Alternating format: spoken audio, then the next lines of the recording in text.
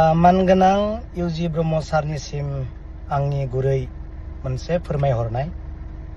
आं बुंदों High Court case खालामनानै जायफ्रा बिल लानो नाजादोंमोन बिथांमोना खस्थ' खालामनानै आरो थाखा फैसा गारनानै केस खालामनानै बिल लानांगौनि गोनांथि गैला होननानै बुंनाय जादों। मानो होननानै बुङोब्ला हाग्रामा महिलारी सारा जेफोर पेन्डिं बिलफोर दङ, लाइबिलिटिसफोर दङ, बेफोर खामानिनि गोजाम बिलखौ होनो थाखाय कन्ट्रेक्टारफोरनो बिल होनो थाखाय हाग्रामा महिलारी सारा इतिमध्ये खोथा होबाय।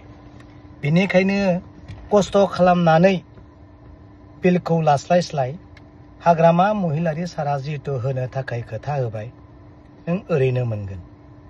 आरो सोरबा जुदि बिल हाग्रामा महिलारी सारा होनाय बिलखौ जोंनो नाङा होननानै जुदि हाइकर्टनि सारा लायोब्ला जोंहा बेयाव बुंनांगौ गैया।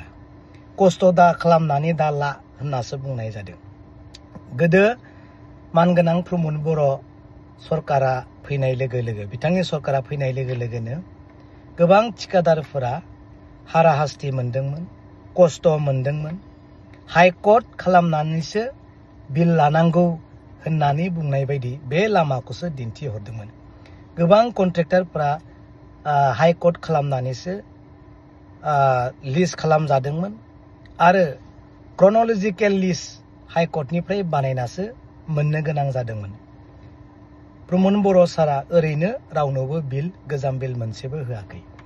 दा बेखौनो आं बुंनो सानदों, जायफोरा बिल मोननो गोसो बिथांमोना थाखा फैसा आरो खस्थ' खालामनानै बिल लानायखौ लुबैयो ना ओरैनो हाग्रामा महिलारी सारजों बै केसखौ उथायनानै दैखांनानै बिल लानायखौ लुबैयो, गावबा गावनि खोथा।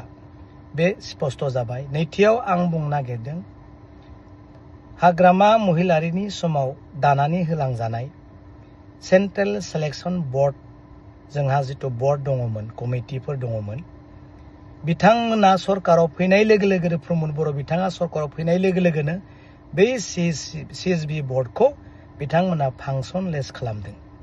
जायनि थाखाय CSB गैयिनि थाखायनो, गावसोरा गोरोन्थि मावनानै लानायनि थाखायनो 4 बोसोरनिबो बारा थार्ड ग्रेड, फर्थ ग्रेड आरो 3000निबो बारा थार्ड ग्रेड, फर्थ ग्रेड ओरैनो लांदां जानानै थानाय मासियाव साकरि सोनो हायाखै।